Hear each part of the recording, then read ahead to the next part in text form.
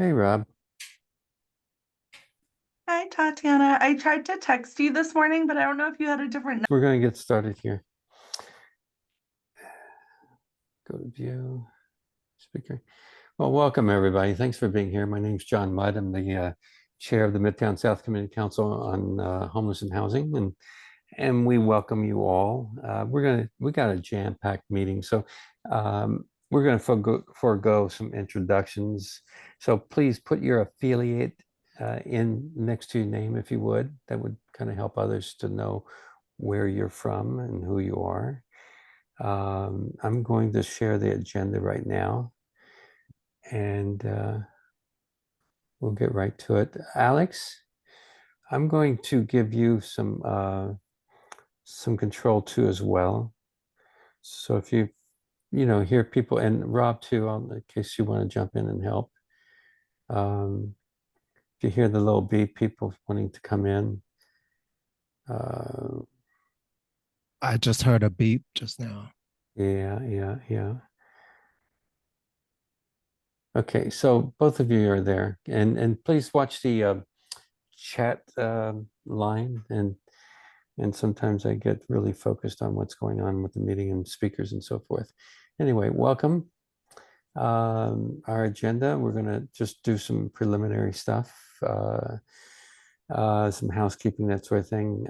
Anything happens during the meeting, we'll shut it down. Anybody's doing stuff they're not supposed to or whatever, if sometimes we've had it on a couple occasions where someone crashed the meeting and we had to shut it down and come back on. So so we're here together, to share some knowledge and resources to identify the solutions to the homeless and housing and health crisis. Prior to the meeting, we haven't been doing a policy meeting. We've kind of put that on hold. We don't really have a policy that we want to latch onto at the moment. The annual report, if you haven't looked at it, the link is there in the agenda. Please take some time and look at it. It's our annual objectives. We're still working on dates on a few things, such as forums and location. The NYCHA rally, we recently been hosted on WBAI twice. Michael Haskins and also Keziah Glow's WBAI segment. Renee was with me on the a couple of the segments. We also were hosted on a podcast too, and I've had Marquise and Ted Houghton, and we talked about housing. They're pretty good. They're pretty good, and we kind of got a lot of information out in a short amount of time, and they're looking to have us back on. They were all pleased with what we were doing, so it helps get the word out. The problem, the issues, and our garden. Let me just go over quickly our gardens. We've got some construction going on in our urban farm, which is might put a crinkle into our objectives for this year. We're trying to get a tabling going for one of the farmers, and then after they sell their goods, we'd get the overflows and we get to hand those out to folks.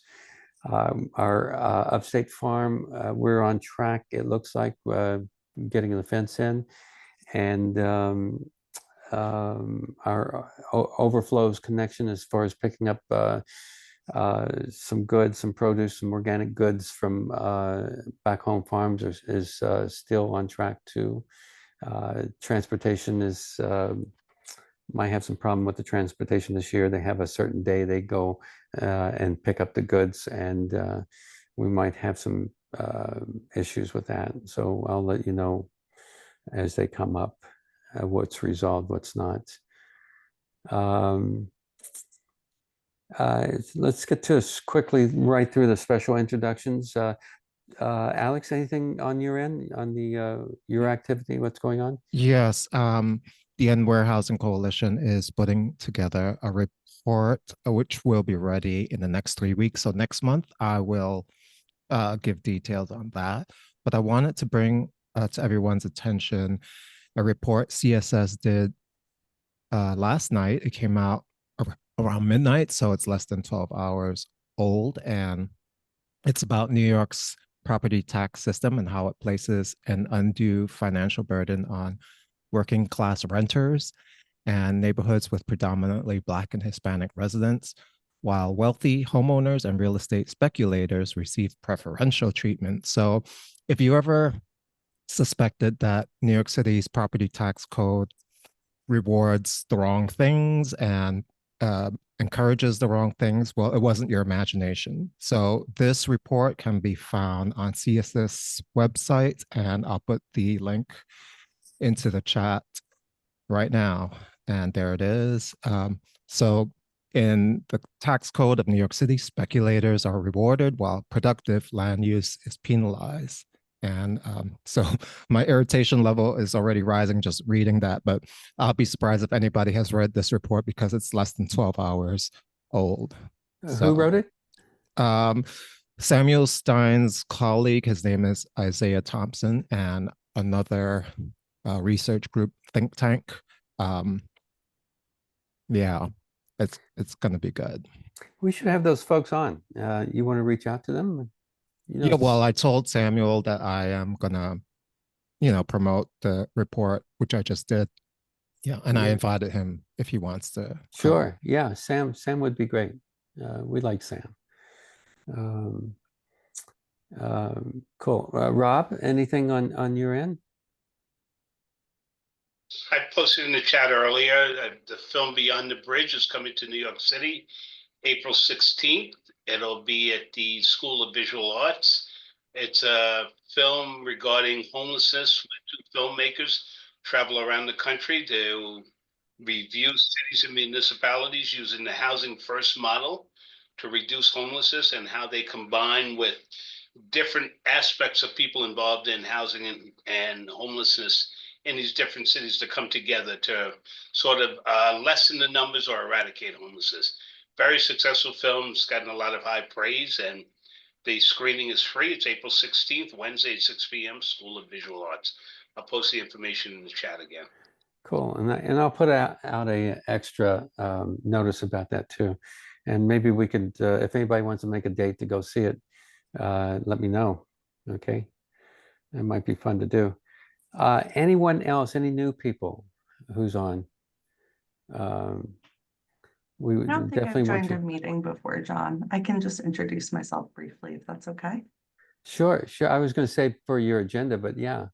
Oh, okay. Well, just so people know, hi everyone. I'm Jordyn Rosenthal, she, her, and I'm the Director of Advocacy at Community Access, which is a supportive housing provider. And I'm an organizer with a coalition about non-police crisis response. And I'm just really excited to be here. I've known about your group for a while, but haven't had the ability to join. So I'm glad I'm able to make it. Thanks for having me. Cool. That's very nice of you. Anyone else? Okay, let's get to the Tom. I think you're a new name. Tom, you want to say hello? Introduce yourself. Okay, a little Sure. shy. Sure, okay. I'll say hello. Okay, Tom. Yeah, where are you from? Upper West Side. Okay, so you're a resident? Yes, yes, Okay. sir. Okay, well, nice to have you. Yeah, thank you. Glad to be here. Okay. All right, so we're going to get right to the agenda. If you guys don't mind, let me know if you have any timing issues, but Sam needs to be in and out. And so we're going to go with Sam first, and then we can take them as needed. I have a lot of speakers here and a lot of conversations to be had, and I really appreciate you guys being here. Sam, you want to take it away? Sure. So hello, everybody. Can you see my screen, John and team? Yes. First of all, I'd like to say I am thrilled to be here and to do anything I can to support John and his efforts. And so with the governor's announcements about Penn Station and Tony Simone and the local electeds announced Penn Station, John asked me to come in and give folks an update. And what I wanted to do is I've shortened the deck I've used for a few recent presentations. We'll go through a little bit of the past because I think it's foundational to what we'll talk about.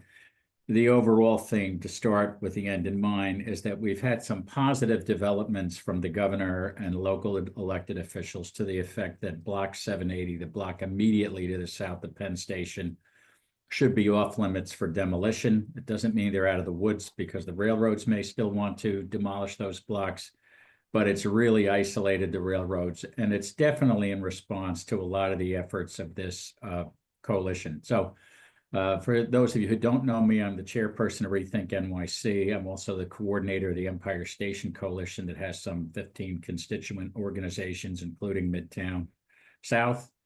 And I'm the coordinator of the Penn Community Defense Fund. But anyway, there's Penn Station in its glory.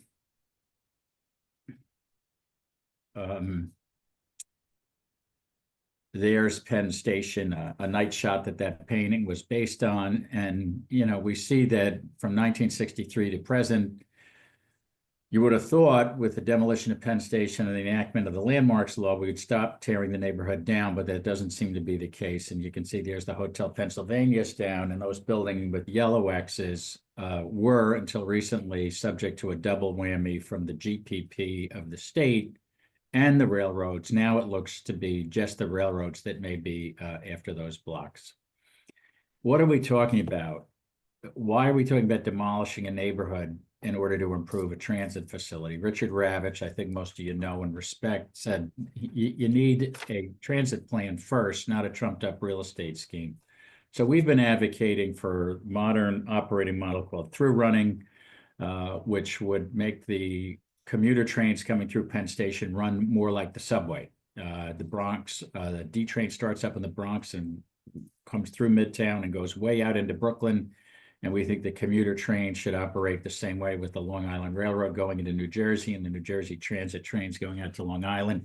It would extend the connectivity, the access to the job markets, housing, and a whole host of other benefits that the subway brought to the outer boroughs, to the outlying counties.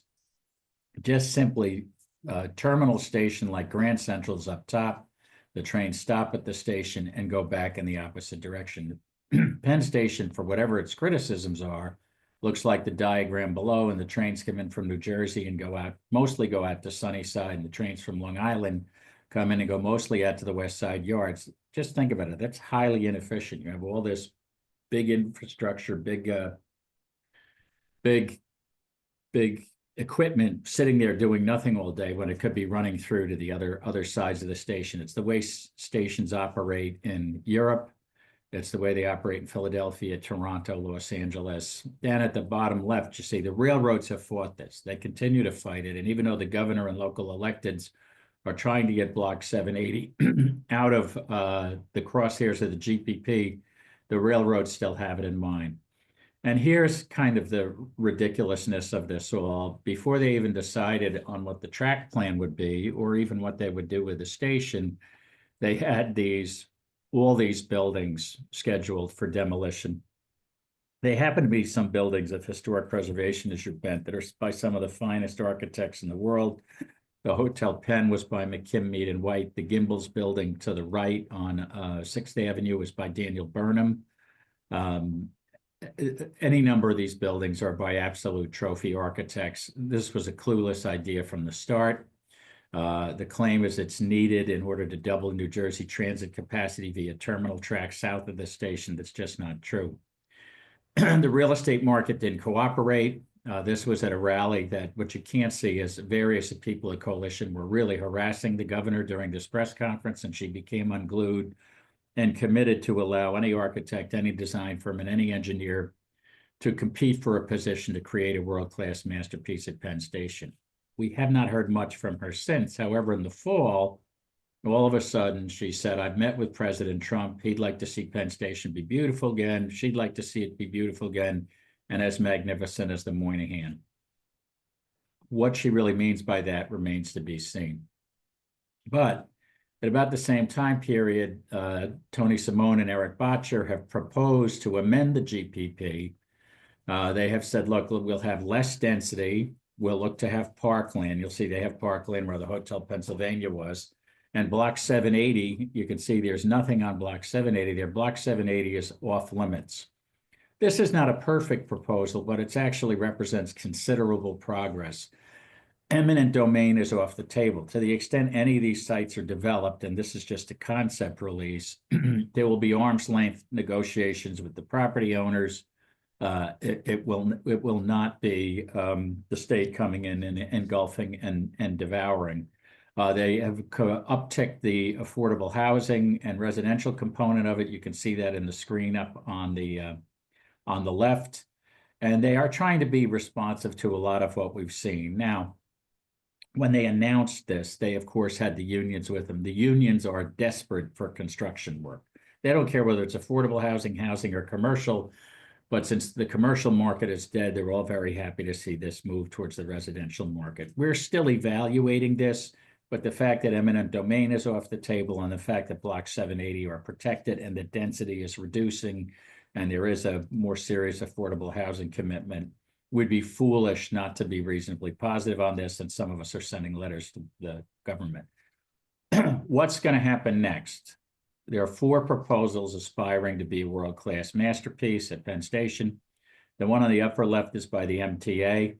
I'm indicating that this has been withdrawn. They presently are indicating they are so broke that they need to smack some big HVAC towers on the outside of the garden. They'll do very little with the inside of the garden except remove a floor and improve ceiling heights. And it's really kind of disappointing after all this talk that they're coming forward with a really weak proposal. To the right on the top is a proposal by ASTM and Vishant Chakrabarty. This would be a private-public partnership. You will note that they do not show the neighborhood being demolished. They show the neighborhood intact. If you go to the left to the MTA rendering, you'll see these big super talls down on 31st Street, which are disappointing to see. The ASTM plan has never said that they would need neighborhood demolition to fund this. They have a pretty well thought out proposal. It's not the proposal Rethink favors, but it's a sound proposal. Right below that, you see Rethink's proposal, which is based more on the original Grand Penn Station, and we have 3 different iterations of it we'll get to in a minute, but we also are not looking to see the neighborhood demolished. To the left is the plan that got a lot of noise recently from the Grand Penn Community Alliance. It would put a Bryant Park above the present station, have a smaller head house between this sort of those black arches in front of 2 Penn Plaza. Regrettably, they had for the longest time not been suggesting anything in terms of neighborhood demolition, except perhaps towers to the north. More recently, they suggested they should build a station that extends under block 780. And here you'll see they show large structures on block 780, albeit they have encased the McKim-Mead and White Power Station in this building on the lower right-hand side, and they would preserve St. John the Baptist Church. But their timing wasn't great because the local electeds came out and said, we don't want to touch block 780. And the governor came out a week later and said, we don't want to touch block 780. And in between, they made this big splash, an unfortunate conceit to developing the neighborhood south of the station. What does this all mean? In 2016, Governor Cuomo came out with a proposal that said we put a big glass window on 8th Avenue. This was never realistic. These renderings that come out from the state are eyewash. Because of the different mechanical needs in Penn Station, you could never have a wall of glass that size at the station, albeit the aspiration was good. This I've told you about was the original MTA proposal. It has under the red X this atrium that's where the present taxiway is. They have since said we can't even afford to do that. They're in real trouble with the congestion pricing not going the way they wanted to, and general mismanagement and profligate spending. I think their plans for Penn Station are in disarray. That was by an architect by Architects FC Collaborative. This is with the influences of a guy named John McCaslin, and true to form with the MTA, they're fighting tooth and nail having a mid-block train hall at 8th Avenue. Here they show this translucent block of light, which looks like it might be bringing natural light into the station. It is not, and even this has been withdrawn. Here's a note that just tells you from the Station Working Advisory Group that they miscalculated the needs for a larger footprint for heating, ventilation, and air conditioning systems. And they've also miscalculated the cost, and they're now saying there's very little of the positives they've been promising for Penn Station that they can do. This is Vashant's proposal, which I just told you does not propose any neighborhood demolition. This is his mid-block train hall, which is interesting in that most modern architecture is all glass. This would have travertine marble on the right. They're trying to do something to reclaim the glory of Penn Station. And the glasswork patterns are somewhat evocative of the original Penn Station. This, again, is Alex's idea. You can see their means of egress and ingress in these two entries on 8th Avenue. This fountain at times has shown some style of translucent base so that some light can come down to that part of the station. The fact of the matter is there is a trade-off here. You get a park on top of the station instead of a basketball arena, but there is going to be a large area of this that is about as charming as the baggage area at Heathrow. Alex would put a colonnade similar to the original Penn Station out under the bustle on 7th Avenue. Our architect at Rethink has had a plan B that shows this. I don't think this, it's me on architecture, but I wouldn't do this. I think the way that Vornado has this looking now is somewhat coherent and consistent, and I would focus efforts on the west side of 2 Penn Plaza. Rethink has tried to be more realistic. Getting the garden to move will be very difficult. Trump and James Dolan are very close, and Trump looks at the building as iconic, as many New Yorkers do. There may have been a time when you could have bought 2 Penn Plaza and extended the Penn Station site there, but Vornado's put $1 billion into the building and recently signed up a lot of long-term tenants. I don't think that's realistic. So the most unrealistic view is on the left, where a recreation of the whole original Penn Station would take place. To the right is one where 2 Penn Plaza stays in place, and to the further right is one where Madison Square Garden and 2 Penn Plaza stay in place. If the whole site were a recreation of the original Penn Station, it would look like this. So, I know some of you may think we're crazy. This does happen in Europe. It's happened in Dresden and many other places. And then there's a reason it happens. When you have a sensational building, which this one was, and which you rarely see in Technicolor, it makes a big difference. That's a view. This is a view with the entire site being dedicated to Penn Station. This is a view if you left 2 Penn Plaza and Madison Square Garden in place. And you'll note that our architect, Richard Cameron, has the perimeter looks like the original Penn Station, and the sheathing on Madison Square Garden replicates some of the original Madison Square Garden, which was down near Madison Square Park, which is where some of you know Stanford White, the architect, was murdered.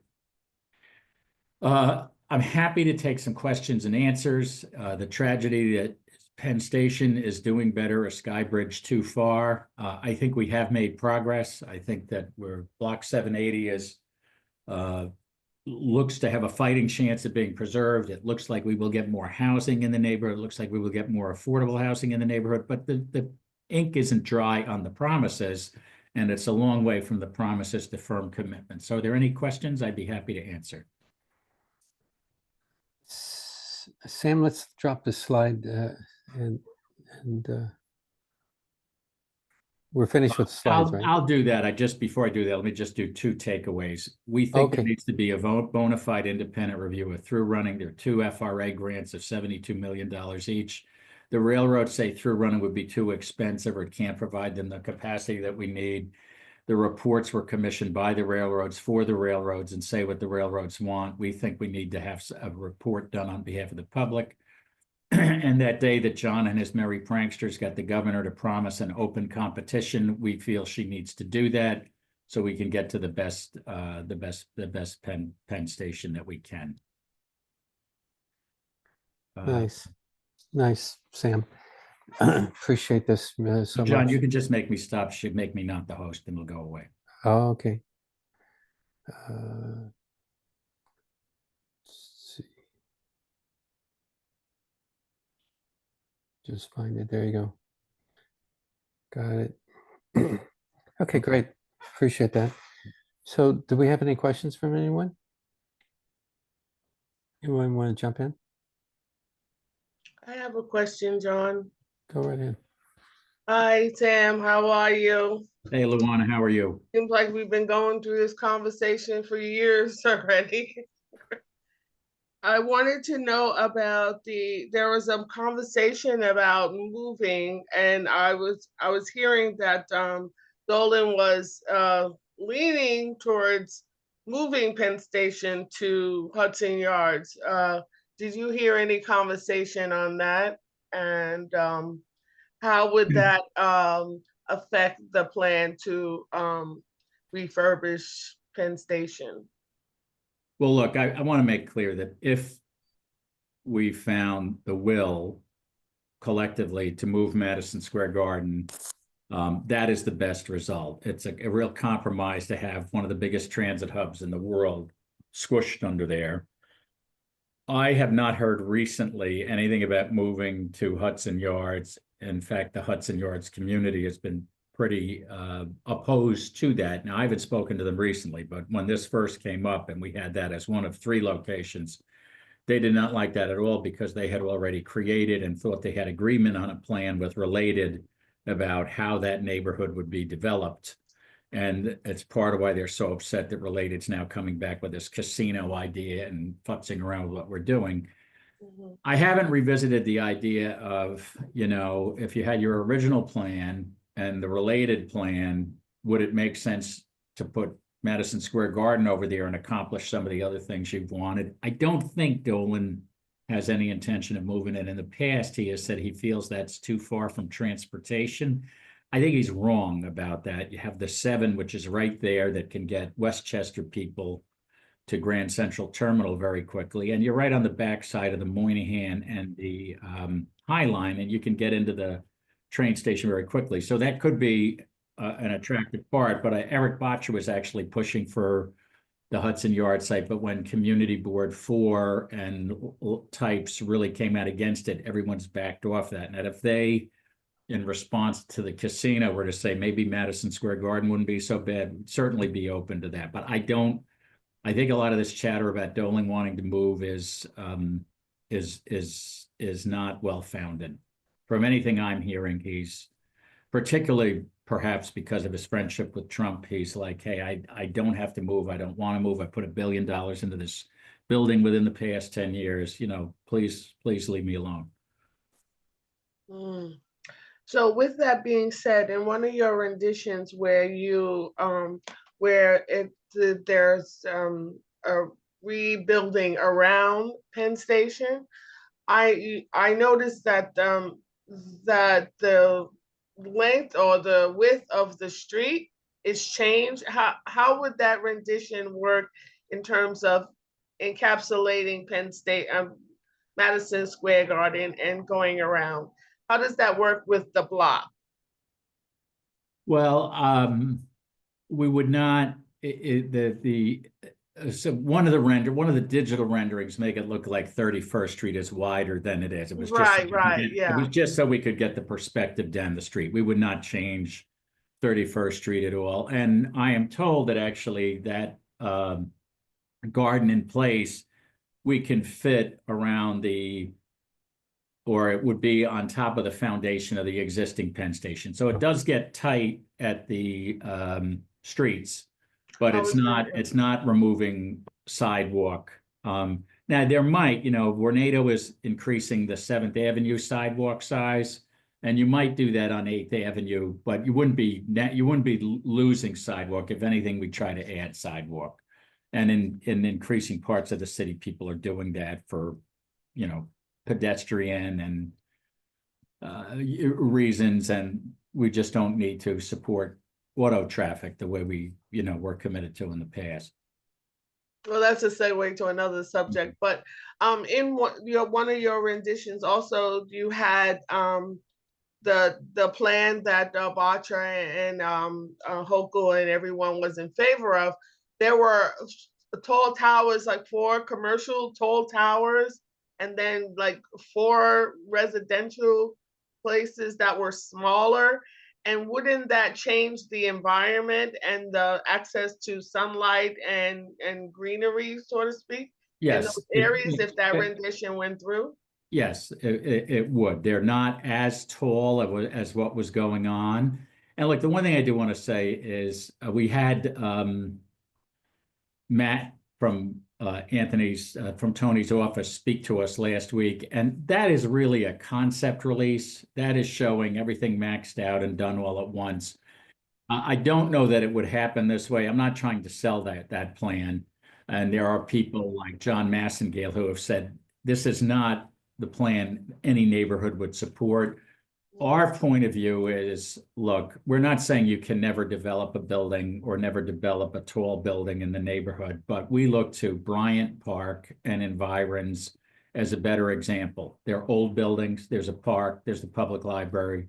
There's some older modern structures. There are two new tall commercial buildings on the northwest corner. One is Bank of America, and the one to the south might be, it's Facebook or somebody like that. So we think it should be more organic. But I would say this for Tony's plan, because there's no eminent domain, even the residential market isn't that hot that people are just going to start tearing the neighborhood down immediately. Although there are, look, between City of Yes and the Midtown South rezoning, there's going to be plenty of real estate pressure in Manhattan. One thing through running does is it expands the region's core, and it makes places like Paterson, New Jersey, and Jamaica more relevant, easier to get in and out of the city, and hopefully would dampen, it won't eliminate, but will dampen some of that pressure to tear everything down, which, I mean, the one thing, and that's why I like the pictures at the beginning of this program, you look at that neighborhood, and on the block south of Penn Station, there are about 6 to 10 buildings that are eligible to be landmarked, and they're by absolute trophy architects, not to mention the small businesses and residents who live there. Any other questions? Thank you, Luana. I don't want to take up all the time. Thank you. So I just wanted to say, I mean, I don't understand if through running is a more efficient, more less expensive way of making the transit system better at Penn Station. What do you think is the big holdup? I think for some reason, and it's an excellent question, for some reason, some of you are old enough to remember Get Smart, but for some reason, a cone of silence or a cone of idiocy has been dropped on the New York region. And this should have been resolved years ago, but the railroads have gotten away with opposing it and pretending it can't happen or suggesting it can't happen. And they commission these expert reports that have silenced the usual skeptical government, public, and press in New York. We're really making inroads on that. But for some reason, they have been able to defer and pretend it can't happen here. We are really challenging that, but and I'm just going to be frank, the Regional Plan Association has been complicit in this. The Municipal Art Society has been complicit in this. There are faux civics that cheerlead these crazy reports and the idea that we can't do through running here, and it's just plain wrong. And we're just going to have to. You know me, I'm fighting it with every bit of my fiber. How can it be in place in all these other cities and more? And they've had it for, some of them have had it for decades, like Paris. And we're fighting it and want to tear buildings down to use a 1950s technology and expand terminal tracks below the Penn Station. It's really stupid. Through running is one of the few win-wins from a policy standpoint that you can ever dream up. Faster, better, cheaper. They all say that's what they want. That's never what they do. But, right. But I think people have been overly deferential to the railroads, and the two groups I mentioned have not been up to the task, and I don't say that lightly, but it's just the fact of the matter. Thank you. I still cry when I walk past the former Penn Hotel location. So I just want to thank you for all the work that you're doing. Yeah. I agree. Don't you, Sam? Don't you think I think we discussed this before. It's all, and I look at it like similar to NYCHA, there's more ways to fix that building. There's more ways there's European methods and so forth. What they choose to do is they want to pursue a demolition policy, and they want to make lots more money by demolishing, and by generating the traffic through Midtown, of course, is going to contain that core mission of profits. They bring everybody in and congest the Midtown area without but it's not easier on the public whatsoever.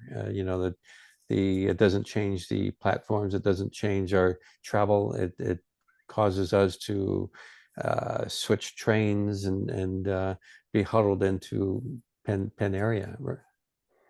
I agree, John. Let me close, because I know you have other people. I would say that, look, if you go to London, they're on their third through running iteration. It's a much more livable city than New York City at this point. And that's only going to increase. And I did see somebody in the chat, I think it was Matt Robinson, said you're going to have to do a lot of track and platform changes. And that is true. But we have a plan that even the other side has looked at and said that's a credible way to convert the station over 6 to 10 years. Keep never taking the station out of service. And you would be able to do this, frankly, with less construction impacts than some of the nonsense they've been doing there for the past few years. So in London, when they first started it, there was an abandoned tunnel under the Thames River and London Bridge Station. And very inexpensively, they created north-south connectivity. They've been so happy with that. They've added 2 more through running iterations. And the one they're presently working on, Crossrail 2, and this is important for us because everybody wants to think we're, masters of no. Crossrail 2 is predicted to generate 100 billion pounds, not dollars, pounds, in economic growth. And through running would do the same for New York City. And, we love New York City, but people who don't love New York City hate the congestion, how difficult it is to get around. You create a really fluid transit system, you're increasing the quality of life for 50 miles to 75 miles out for 20 million people. Even if they don't take the trains directly, the economic impact is going to help them. And the access to housing, educational opportunities, et cetera, is tremendous. There are people for ethnic reasons who want to live in Brooklyn. They don't want to live anywhere else, but they could work at Hackensack Meridian in Hackensack if it didn't take 2.5 hours to be on the train. And that capability should be available. So I will close because I know you have other speakers, but anyone who wants to, you can please get in touch with me. And Matthew, you can get in touch with me offline. I'll answer any questions you have. Thanks, everybody. I really appreciate the time. Thank you. We appreciate your time. All right. Let's get back to the agenda. We have a few guests here today. Between Katie and anyone have any time constraints they want to need to jump right in and do their presentation? I have to Jordyn, be at 11:30. I don't know how long the meeting's going to go. We go till about 11:30. Okay. Yeah. Jordyn, how's your time? I'm okay. I can wait until a little bit. I just have some other stuff because the governor's budget today. Okay. I'm working on all that. Okay, so why don't we, if everyone else is okay, why don't we jump right in with Jordyn? That works for me. Okay, Jordyn, go ahead and introduce yourself and take I'll it away. be quick. Yeah, hi everyone. Like I said before, my name is Jordyn Rosenthal, and I'm the Director of Advocacy at Community Access, which is a supportive housing provider. And we operate also support services for people in all 5 boroughs. And I'm the lead organizer of a coalition called Correct Crisis Intervention Today, CCIT NYC. And I'm going to kind of talk about 2 things today.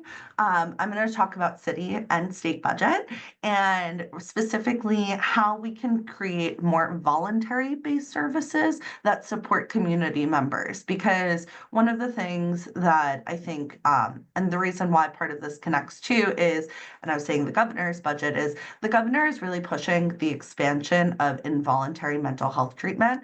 And I have a tool that I'm going to put in the chat that I'm going to ask everyone, if you feel comfortable with, please use it to contact your elected officials, including the governor, to push back on this kind of forced treatment model.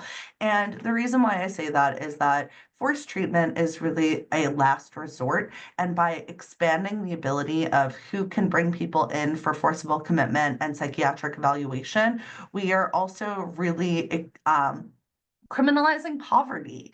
And of course, someone's mental health is going to get worse when they don't have a safe place to sleep at night. And the other thing that I always say is, as true New Yorkers, when anyone tells us anything or to do something, our initial reaction is, who are you? Like, kind of F off, right? Like, who are you? What are you telling me to do? So someone with mental health concerns would be no different. And part of what my group CCIT advocates for is the inclusion of peers, people with their own mental health experience being on crisis response teams and being first responders, because they understand what it's like to be in crisis. And I'm going to just give a little trigger warning about sexual assault before I tell this story, because it connects to the power of the peer. So when I first started my career, this was actually before I even met Tatiana, who she and I have worked together some positions past. I met a woman who had exited prison and she had access to a shower, but she didn't use it. And she, was currently unsheltered and living out on the street. And she thought, the smellier I am, the less likely I will be sexually assaulted as I sleep. And I think about this story every day in my career, and especially as we talk about this forced expansion of forced treatment, which one of the criteria that the governor is trying to push is the ability to take care of one's basic needs. And in this scenario, this woman, yes, she might not have been able to take care of some of her basic needs, but she was doing the best she could to take care of herself. And by having policies that dictate who gets to determine someone's wellness and that type of thing can be really biased and problematic and strip someone from their autonomy and self-expertise in their own life. She knew what she was doing. It wasn't that she wanted to be smelly. It wasn't that she wanted to be unsheltered. She thought, this is the safest way that I can protect myself. So when I come back to all of this, I'm going to put two things in the chat. One is a tool that you can use to contact your elected officials about the importance of funding voluntary programs. And those are programs that really utilize peers and things like assertive community treatment teams, ACT teams, IMT teams, right? A big thing with forced treatment and Kendra's law, or AOT, which is this whole idea of, like forcing people into mental health treatment, is because they're too late in the system. And we need to support early intervention tactics so people don't get to that place of crisis. It's not that people in crisis are any more dangerous, really. It's that they're crying out for help. And I think we see this also with like the story of Jordan Neely. He was made people feel uncomfortable because of the vast reality and the harsh reality of poverty. He was calling out for food and shelter, and that made people scared, because I think honestly, when it comes down to it, and I will say this for myself, I'm scared every day that I'm one paycheck away from being homeless. And I do this work because I think about, if I was homeless, how would I want to be treated? Sorry, I got a little, passionate right there. But how would I want to be treated, right? Who is providing me services? What do they look like? How are they greeting me? And this is coming from, someone who, I'm a white social worker from Long Island, and it's not appropriate for me to be the responder to the man who is homeless and having a mental health crisis in Penn Station. We're not going to be able to connect. He's not going to trust me. Even if I'm coming as my most authentic, best self, I'm just another face, right?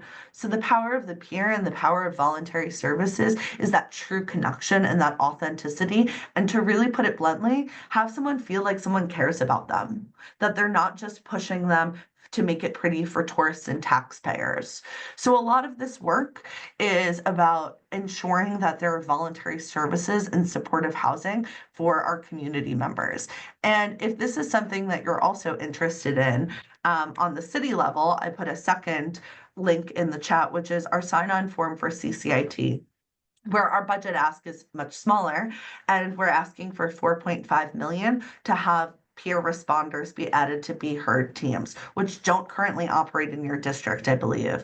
Be Heard is a non-police mental health crisis response. They utilize social workers and EMS, but they're still, it could have a lot of potential, but the way that it currently operates, it falls flat. So the reason how all of this connects is, again, how are we meeting people in crisis? How are we connecting with our community? And how are we interacting? So with that, I'm open to questions. Thanks for that. You know, recently I heard from a specialist, you know, that was very involved in law enforcement and so forth. And they hear it from the police department too. They don't want to be involved in outreach in these crisis moments. And we've worked so hard to even get some of the small things, you know, like a medical person embedded when they do outreach.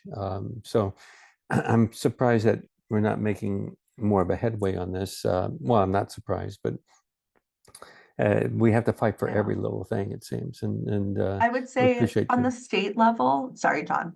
On the state level, part of it, and I think your group is actually really influential because of your district. So, for instance, Brad Hoylman is pushing this bill called the HELP Act, which stands for Harness Expertise of Licensed Professionals.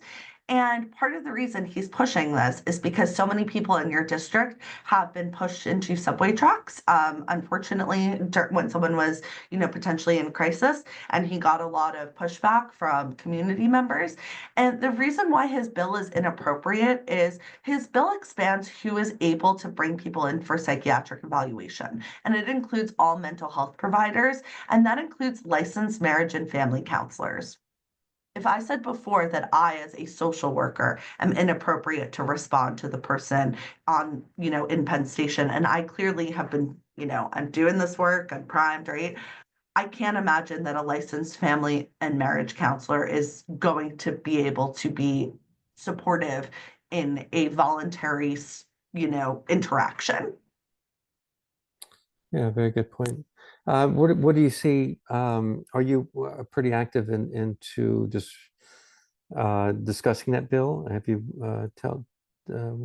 what's your efforts So I outreach? went up to Albany last week to have a kind of fund voluntary services day. So really that voter voice link that's in the chat, please, like, you guys are such a powerful district. Please fill that out. Please reach out to your elected officials in the state, because they're working on the budget right now. And Hochul is really digging her heels in and is pulling out all the stops to be like, we need discovery rollback and we need involuntary commitment. And it's not that involuntary commitment can't be used. It's that it should be the last resort. And we are using it as a crutch instead of actually supporting people in their needs. So when we did go to Albany, we talked about how that bill is problematic. There's also another bill by Scarlett Spanton that I forgot the exact name of that bill, but it would basically, that story about the woman not being able to take care of herself, it would expand that criteria of someone not being able to take care of their basic needs would make them eligible to be involuntarily committed if they also had a mental health concern. And let's be frank, again, you don't know where you're sleeping at night, you're gonna have some type of mental health anxiety, whatever it may be. So, you know, I think about that myself, like, I have mental health stuff and I'm stably housed and employed. It would only get worse if things became more unstable.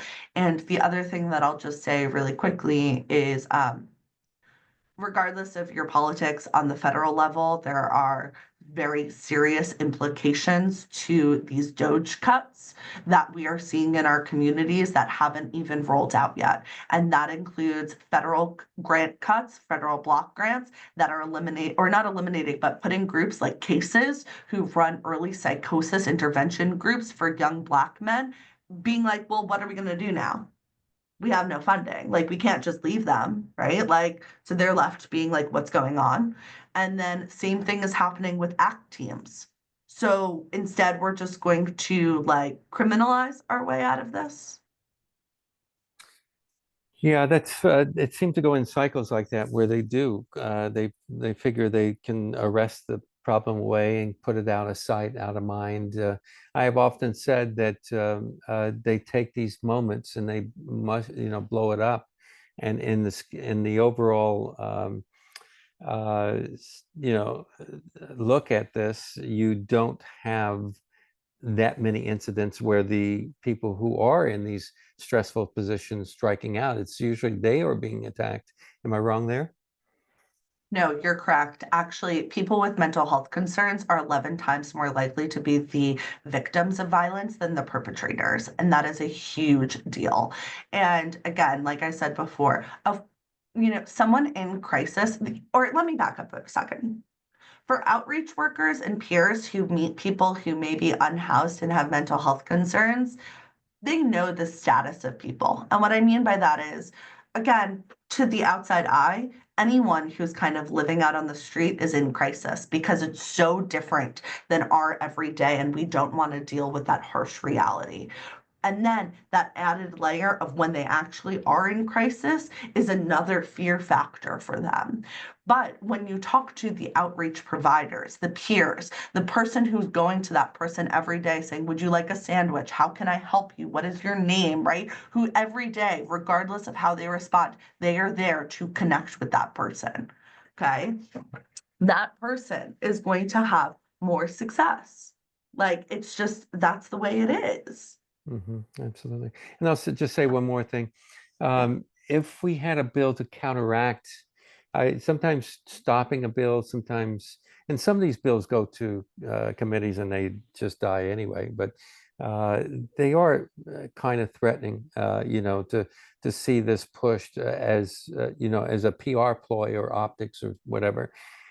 Maybe there's a bill that you would want to craft and put forward that would counteract what they're doing. Yeah, there is a piece of state legislation that's not horrible, but it's kind of like everything in the kitchen sink. If anyone's from Rochester, it's like the garbage plate of bills. And it's I don't think anyone was from Rochester and got that reference.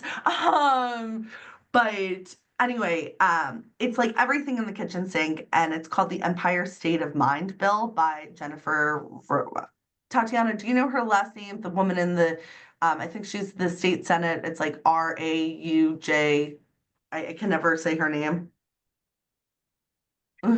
Are you referring to the one that, what's her district? I don't remember. It's like somewhere in the 5 boroughs. It's like Rajuk. Raj Kumar? Something. Yes, I think so. That one lost me too. She has this bill called the Empire State of Mind Bill, and like named after the Jay-Z song, which I was also like, interesting choice, but okay. And it's like everything in the kitchen sink. So it's like ACT teams, INT teams, right? All of these different things, but it wasn't super well informed. So there needs to be some work done on that. Because the other thing is like, you'll hear people talk about the expansion of psychiatric beds, and that's not a long-term solution either. People leave the hospital. Yes, thank you, Luana, thank you. And like, it just, I'll stop. But does anyone have any other specific questions or anything? And I would just say, like, if you do see someone having a crisis, please don't call the police. They tend to further traumatize the person. And the other thing that I think about in relation to all of this is a lot of individuals are overserved and oversaturated, and they may be refusing services because could you imagine, like, you just want to like mind your own business, and every 5 minutes someone comes up to you to be like, hi, Jordyn, are you okay? Do you need a sandwich? And it's like, I'm just trying to like, leave me alone. Like, you really need to remind me of my situation every 5 seconds. Like, these are parts of the things that create animosity when people don't want to accept services also.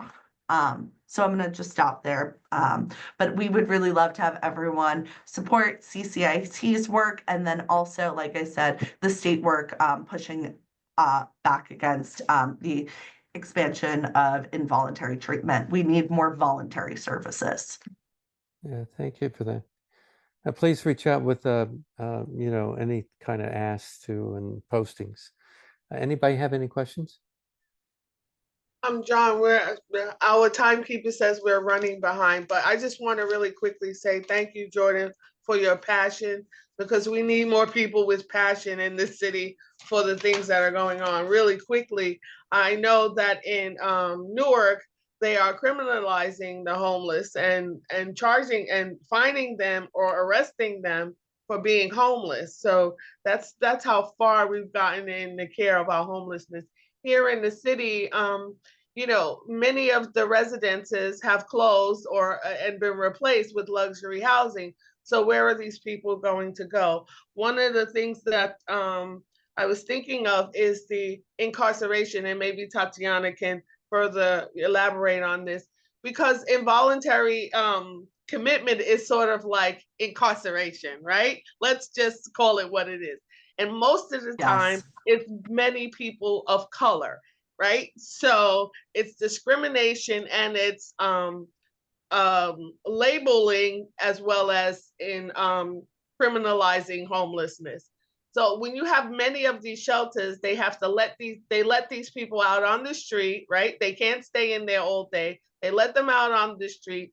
So what are they supposed to do during the time they're out on the street? Many of them, they keep to themselves. So the whole system needs a redo, right? Because it's not benefiting the people that they're supposed to serve.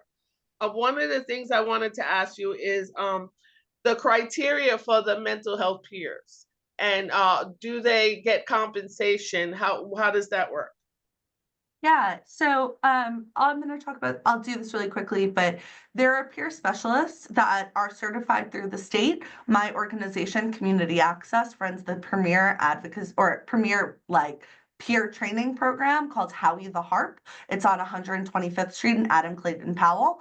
And that is a 12-week training program. And then someone gets an internship, which has a small stipend, but it's all to support them to get this state certification, which is then prepares them to get a job at a place like Cases or Community Access, or, even the state doing kind of these response teams and having a peer role. One of the things that I'm advocating for is that the peer needs a bigger role, because very often, depending on where the peer is employed, they are sidelined and are kind of like, well, I have an MSW, so kind of like thing. And we're like, no, the peer has the expertise because of their lived experience. They need an equal playing field in the work.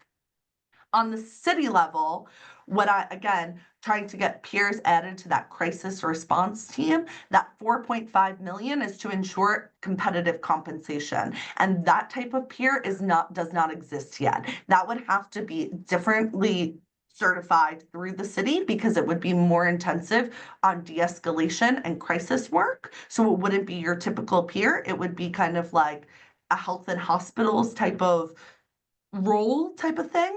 And again, that 4.5 is for competitive compensation. So people would be paid like a $70,000 a year salary, because this is also a workforce development issue. People who have lived experience and have been served by many of these systems are often stifled in ability to reach the professional ladders or whatnot. And this is a way to kind of work on that as well. So I hope that answers your question. And Luana, happy to talk offline too, more in depth. Thank you so much for your work. Yeah, the time is running out. Thank you so much, Jordyn. And do me a favor, if you would, if you can kind of, listening to you, and you're throwing so much out there, and maybe send me an ask of how we can support, and if you want to focus in on certain objectives, maybe in a future meeting like next month or a month after.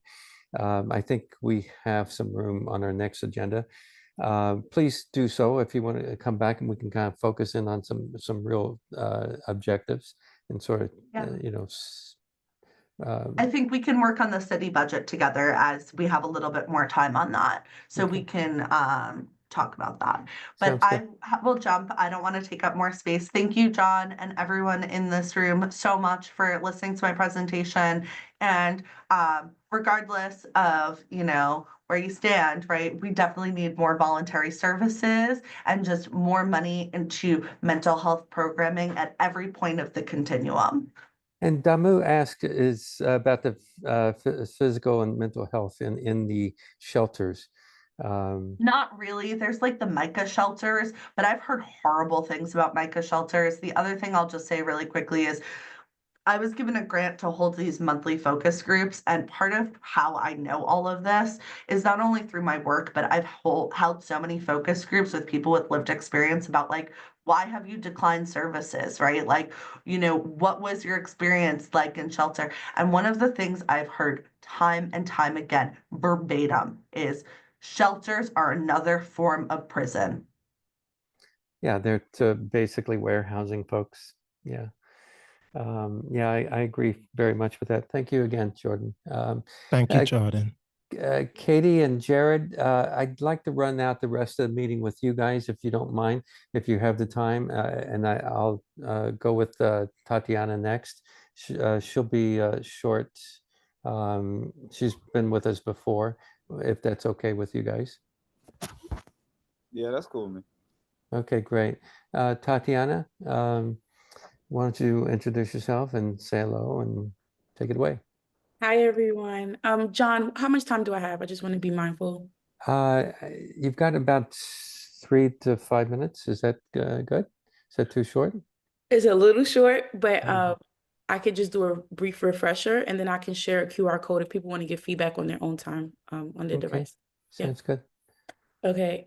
So I'll share my screen.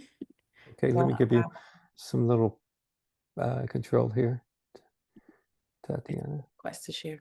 Here we go. Don't feel rushed, even though I just gave you such a short amount of time. So, anyway, go right ahead. Okay, so first I'll tell you who I am. I'm a community advocate around mass incarceration. I am very passionate about changing the system of the judiciary system, jails, and prisons. I myself have had loved ones who are incarcerated and constantly over-policed, and I see the impact on communities like the ones that I grew up in. I'm from East New York, Brooklyn, and I constantly see these impacts of policing in our communities, and it's circular. It's not ending because we're not changing the way that we are being policed, and we're not addressing it as far as reform or even as deep as abolition, which I do believe in. I just think it's a process. So I'll share my screen, and just some of you may have joined my presentation previously. The meat and potatoes of it is levels of encounters with police, and like knowing what to expect, what to look for, and how you know your rights at each level, and like what you can do and say to advocate for yourself, and what police should be doing or saying. And then you know the barriers of what is a bad stop compared to a good stop. And when there is a bad stop, what you can do to advocate for yourself. So a level 1 is a general police encounter. We see a lot of this in New York City because we are such a pedestrian heavy city compared to other cities that have a lot of drivers. So level 1s are consensual encounters, meaning you give permission to interact with the police. If you choose not to talk to them and you don't want to engage, that's totally up to you. If you're not comfortable, you can walk away. Technically, you can run away. I would never advise you to run away because that does increase their level of suspicion of you. But according to the law, you do have the right to do that.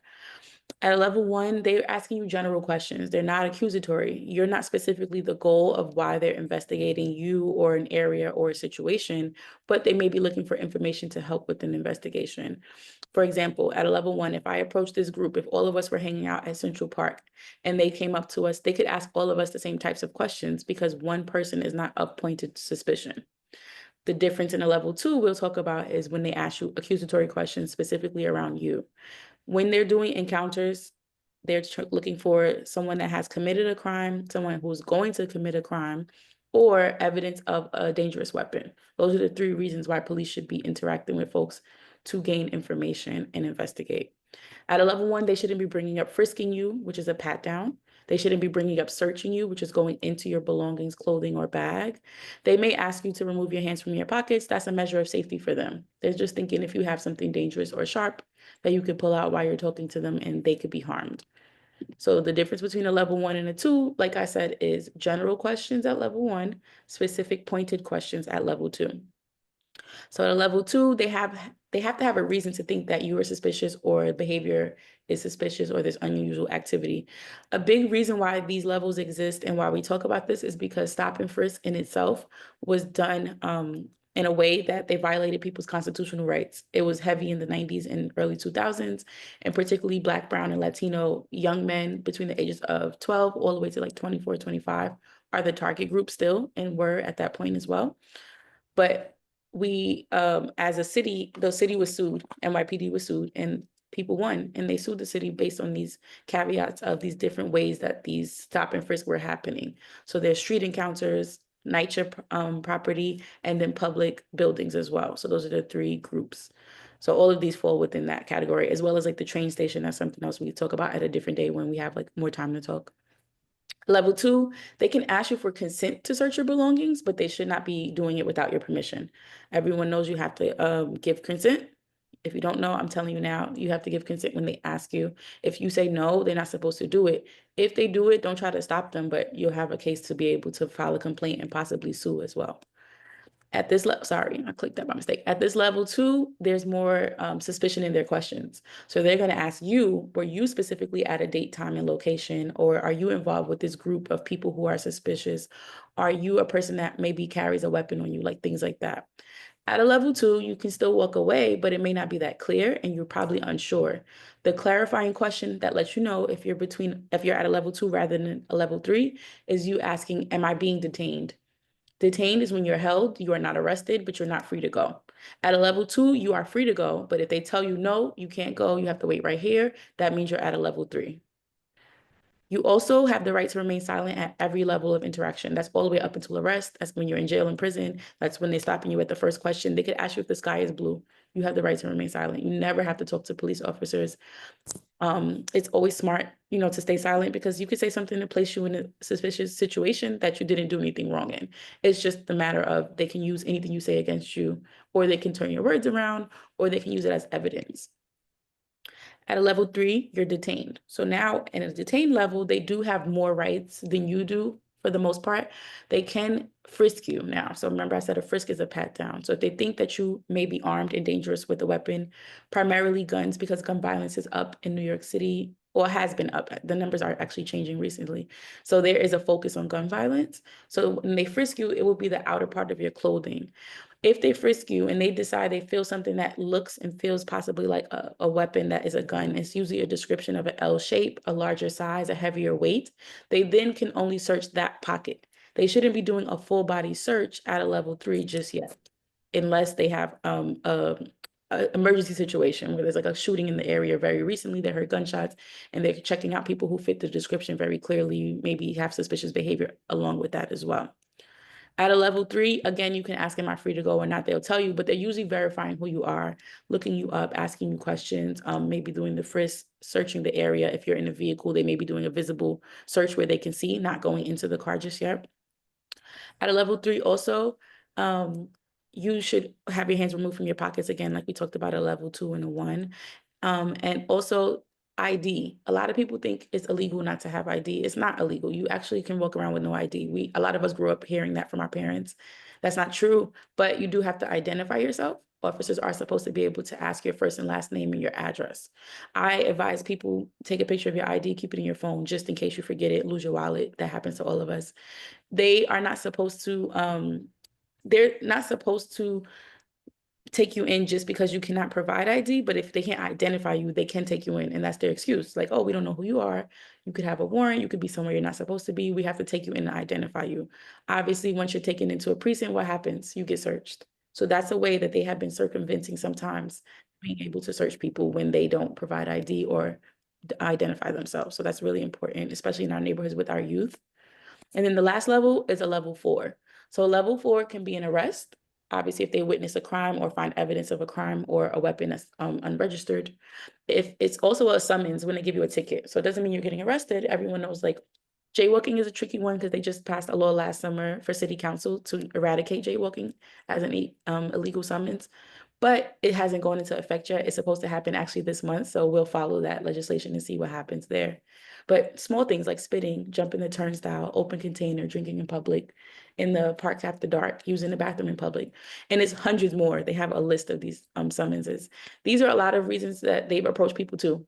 They're observing you always. Officers' job is to observe, their job is to patrol. So even though it seems like maybe they're following you or watching you, they do have the right to do that. So I know it may feel uncomfortable at times. What I tell people is that be mindful of your behaviors. If they think you're moving your body to hide something, if they think you're covering your face, if you keep looking back at them, if you cross the street when you see them walking, all of those are listed in their trainings as a suspicious behavior that gives them more reason to eventually approach you. Granted, everything I named is normal human behavior. And if you're nervous, it probably happens too, right? Whether you're doing something or not. But just be mindful as a community, and when you talk to the youth especially, to be aware of their behaviors and just kind of keep moving as you were before you saw the officers. If they follow you into the corner store, it's fine. They can do that. It's a public space. If they're driving down the block and you're walking, they also can do that. And I know it seems really annoying sometimes and ridiculous, but that is a big part of the work. I want to stop here. I'm just going to actually first, I'll share this QR code. So if everyone can scan it, I would appreciate that. I'm just going to ask you a few questions about police interactions for yourself. That's And very interesting. I find this level 4 really, really interesting, actually. And I they wanted use to these tools. ask questions. Yeah, so please, John, feel I'm free. sorry. No, I was just saying I was opening, after everyone scans, I was just opening up for questions and thoughts. Yeah, I've seen this used often a lot, and it's amazing that they have these little laws still on the books that they can actually use. And I've seen them write oath tickets plenty of times to mentally ill, and it's just a way for them to whisk them up and take them away and maybe put them in Rikers Island. And if you're there without any money or friends and so forth, you could be there for months and years. Unfortunately, very true. And Rikers is a very dangerous place for many reasons. Like there was just another death reported this morning.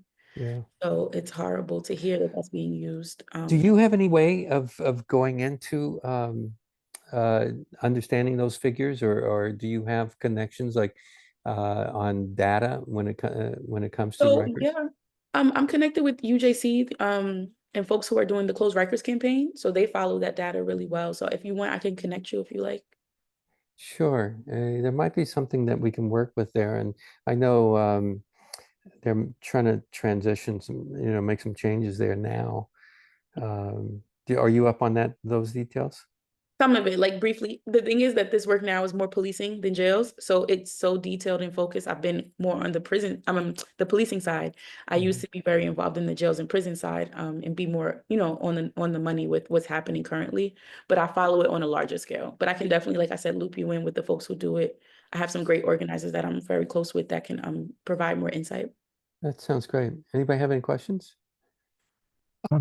John, Katy Lasell has a hard stop at 11. May I propose that questions be asked offline? Absolutely. Thank you all for the time. Thank you. Thank you. Be in touch, Tatiana. Thank you. Absolutely.